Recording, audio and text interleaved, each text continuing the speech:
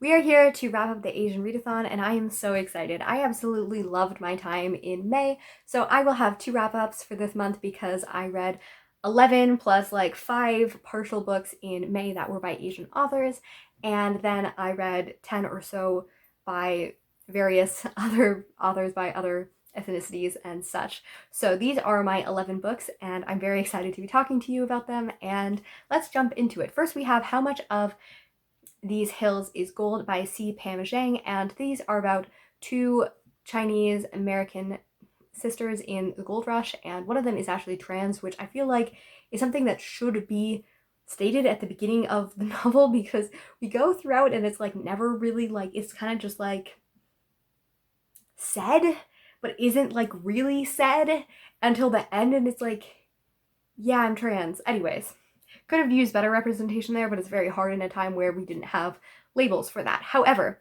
we follow this sister mostly, that is Lucy, and she is going through her life, and I don't really know. Like, this is a book that just did not work very well for me. It jumps in mid-narration and then like jumps in between timelines, but like we never really get to see inside her head. Like, it's very, very tell and not very like see throughout. We really just get to see what she does, what she has, when she's intersecting with her brother and all of these things. And then it just ends. It literally ends mid-sentence. And it's like getting to the point where like maybe we're gonna have some development. It was just a mess that just did not work for me at all. Like, the writing itself, like the prose were fine, but just the personal work and like all of those things just didn't want. Like, I loved the premise of it and I love the idea that we are going to see these characters, but like it just, for the story that was supposed to tell, it really failed for me and I was really sad. Then we have Sex and Vanity, which was another hit. This is by Kevin Kwan, and I heard very bad reviews, but I do love Crazy Rich Asians, so I was very excited to go into this. And again, Lucy was just really lacking in character development, and her love interest was also like barely in it, and we were really supposed to be looking at internalized racism, and that I think did have an aspect. And we also have like, you know, she's talking to her white grandparents, and like, just because of the fact that you're my grandparent doesn't mean that you're also not racist. And there is some good topics about that at the end of the book, but most of the way it's just, it is funny at times, it did make me laugh at times, but really it was mostly a hit. And then we have Black Dog, Black Knight, and this is by various authors throughout the thing, and I really, really loved it. This is a book that I read over 2 years. I get from the library, I read from the library. I have numerous vlogs with me talking about it. I will link one from May with me reading some of it, and it just has really touching ones. So it has contemporary poetry, so it's throughout the 20th century into the very early 21st century, as it was published in 2007. But it's just, it's beautiful, and I love that it, you know, it goes on things of love and family and war and culture and identity and being in Vietnam, being in America, and it's just beautiful, and I really recommend it. I think that poetry is such a great way to read about cultures because there isn't really a huge barrier of entry. Like, you don't really have to know about culture or characters or anything like this because emotions go through and transpass through culture. So I always think that poetry is such a beautiful way to read if you want to read more diverse fiction and nonfiction and such. Then we have Invisible Flowers by Yoko Ono. Yoko Ono is an artist that I have been very much excited to read. I have never been a huge Beatles thing, so I just knew she existed and didn't know all like the drama around it. However, I got into the art assignment, and Sarah Ernst Green really, really loves her as an artist and does so much about it. So I learned a lot more about her, and then reading Grapefruit as well, and I didn't finish that because it's very much like a prompt a day, and I like write poetry and think about it, and it's very interesting.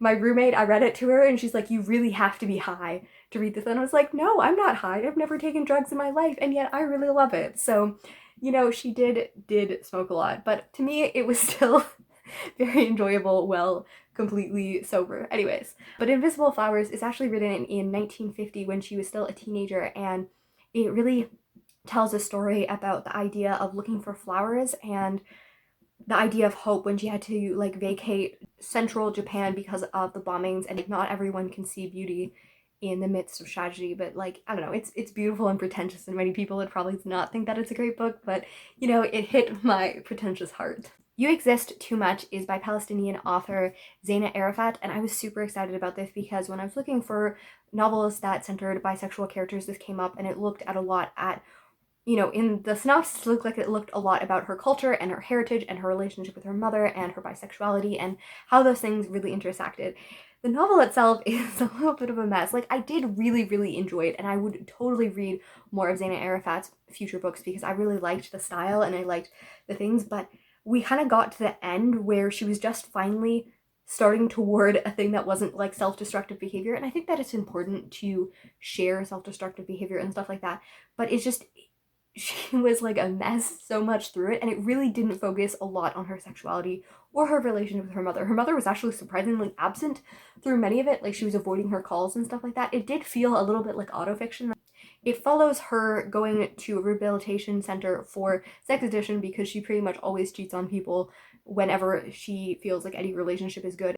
She always has to strive for what is impossible, so she will always cheat because she's afraid of being lonely, and it's really supposed to focus on her, you know, problems and her, you know, problems around intimacy and stuff like that, which is a great premise for a book, except for the fact that by the end, she's not there yet. So it feels very unsatisfying to have her, like, I get the purpose of showing someone who's afraid of intimacy, someone who self-sabotages, but then to have an entire novel where she's self-sabotaging the entire time and it doesn't end in a way that like gives us, I guess that might be reality, but like it didn't feel cathartic. It didn't feel like it was trying to like give us a tragic end, and it didn't feel like it was trying to give us a satisfying end. So I just kind of left like, I enjoyed the ride, but I didn't get a lot out of the actual story.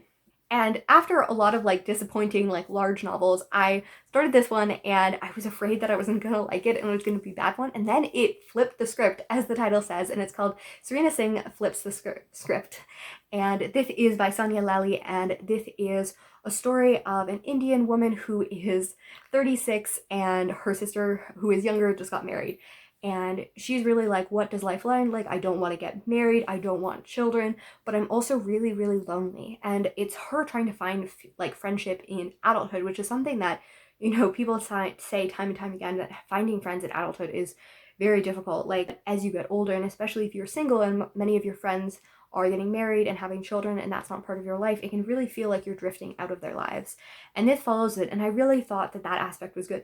There was a slight bit of romance that I just didn't think was the best, but overall the female friendship, and then we really at the end start talking about abuse, and we talking about why she's so afraid of relationships, where her fear and anxiety and all of these feelings go, and that part was so incredible because throughout we had little intersections of her mother, so that we really got to see how her mother thought, because there's misunderstanding between what the mother wants and what the daughter thinks she wants, and I always love those stories. And I was sad that if the information that was revealed at the end had been known throughout, I feel like I would have enjoyed the story so much more because it would have been her kind of overcoming it. But by the time that we got to the point, we kind of like revealed what was really going on and then we fixed it, which was less satisfying than if one. But like I also can't rate it lowly because like I was like sobbing in my bed because I could relate to, you know, the stories of abuse and the stories of, you know, a fear of recreating your parents' dynamic and like all of these things. It was just very touching. So I feel a little mixed because through a lot of it I was like, not sure, and then the end I was like, oh yes, this book. So I think it's critically underhyped and you should probably check it out and know that it's working on those dynamics throughout. And this is Everybody's an Alien When You're an Alien Too by Jamni Sun.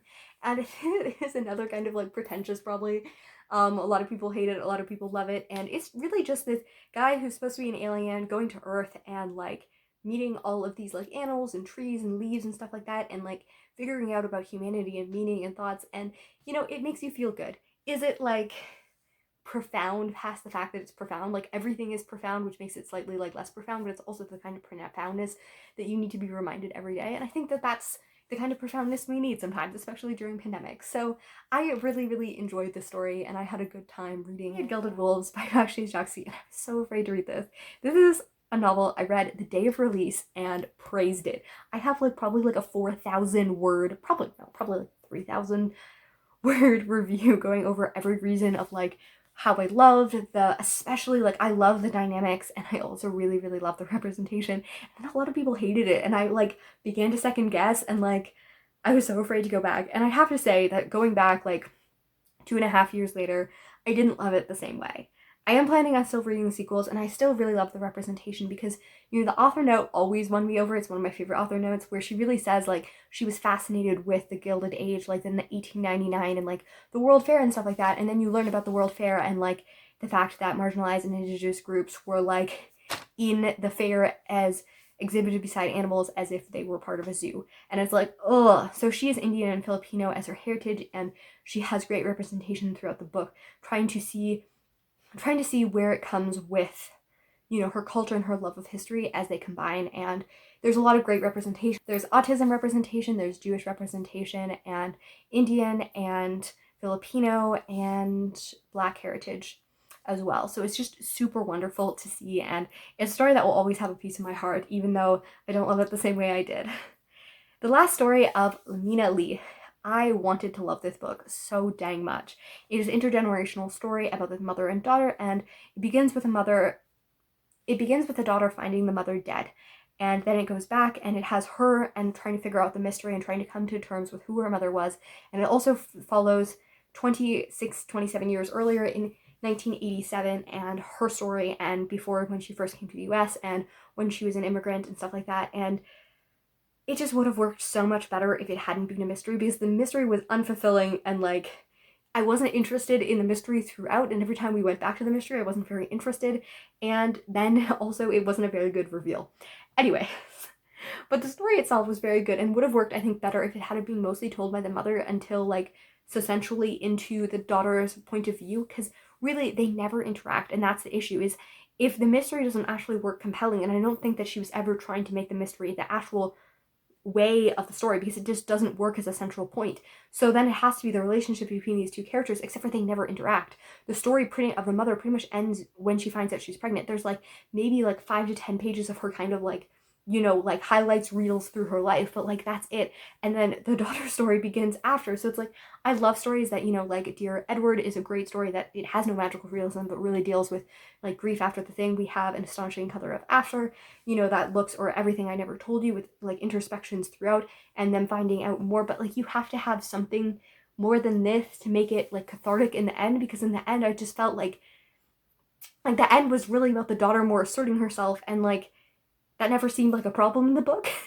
So, I don't know, I was very disappointed, even though I really, really wanted to love this one. But a lot of these books I didn't absolutely love, but I did enjoy reading them, even if I have mixed thoughts about the end. So the next one is Laura Dean Keeps Breaking Up With Me, and this one is by Mariko Tamei, and she's a Japanese author, and I was so excited for this because it is, you know, a very well-loved book, and it just didn't work for me. I didn't feel like the characters I could connect with. They didn't seem to have a lot of depth, and it brought up so many issues, whether it was like sexuality, whether it was coming out, whether it was like abortion, and like all of these different things that just kind of like didn't feel resolved. I don't know. I also don't love black and white art because I just can't connect to it. And I understand, especially if it's a Japanese story and that's traditional like manga style and stuff like that. I just don't love it, and I find it very hard to connect because there's so little of the expressions on the face. Anyways, I know people love it, and it might have very connected to me because it's really about toxic relationships, and that's something that I feel like I would have related to when I was younger. But for me at the time, it just didn't work very well. I would still recommend it to people who are young, especially since it has queer representation that isn't, you know, about like these people are out and everyone, you know, doesn't care that they're out. The not being out is things that are brought up in their friends group that, again, is only like a weird side thing. Then we have The Henna Wars by Adaba Jagirdar, and this is a Bengali author, and she's from Bangladesh, and she's Irish, and this is a story about these two girls. One is Bengali, and she is doing henna and stuff like that, and she is out to her sister. She comes out to her mother and father at the beginning, and she's not out at school. And she is falling for this Brazilian, beautiful Afro-Brazilian woman, and she's like, yes, yes, yes. And yeah, then she starts to appropriate her culture by doing henna, and it's like, oh. I really enjoyed the main character. I didn't always love some of the plot points. I thought, it's hard for me to root for a romance where it definitely has some problematic things, and yeah, I don't know, I really have a feel because I really enjoyed some parts, and some parts I was like, ugh.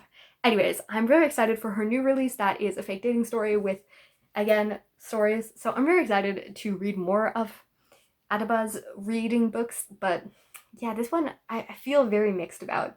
Going quickly through the books that I started but didn't have time to finish was Minor Feelings, and this is an Asian American reckoning about culture and is also a memoir. Then we have Interior Chinatown, which is about a young actor who wants to be, Kung Fu Man. He wants to be a regular, a main cast member, a leading role, and yet he's always an extra or these stereotypical things. It has a lot with intergenerational stories. I also have Grapefruit by Yoko Ono, which I already talked about. I have Jade City by Fonda Lee, and this is an Asian-inspired meets Godfather, like gangs, but they're like gangs are like trafficking like magic and all of these things in Jade.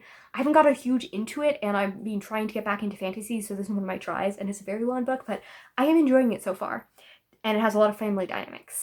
Then we also have Night Sky with Exit Wounds by Ocean Vuong, and this one I just finished on the 2nd of June, so I will wrap it up here. I didn't love it. I didn't love his style. I found it very, I don't know, the last few I really enjoyed, but just the way that he wrote it, just somehow like with the line and then writing part of the line and then dropping down and like also sometimes full pages, it didn't work for me. It was only 80 or 90 pages and it felt like it lasted forever. And then he had weird things, like he kept on referencing to his parents sexually, which again, acknowledging that your parents are sexual beings is one thing. Constantly bringing up like sexual acts of your parents is just very explicitly. Anyways, and then also he had this poem dedicated with like a quote to Jeffrey Dahmer, and like Jeffrey Dahmer was a very lonely, very isolated man who was gay and struggled with his sexuality and struggled with loneliness and mostly serial murdered people and then ate them because he wanted to have them with him, which if you deconstruct that, you can see part of homophobia and like all of these things and like really dig deep into an analysis of that. And I would love that in an essay, in a poem that was about like like so many mention of flesh and like consuming and things like this. And this is one that people quote all the time, and I'm like, you can't just talk about a serial killer and like compare yourself without like actually like doing some more like if you have an essay connected, I don't know, it's just without really a lot of like comparison or like analysis deeper into this or like, things, it's a little bit too much to me. I don't know. I don't know if I'll read more of his works. It's just, there's just the whole bit, like, some of it was so gorgeous, and yet some of it I was just like, nah, nah. I hope that you had a great time reading during May, and I hope that you read some Asian authors and you will continue to read Asian authors around the year. Tell me which are your favorite books and recommend some books in the comments. Happy reading and writing, and I'll see you soon. What are the word sentence I'm supposed to say? Aliebn and then this.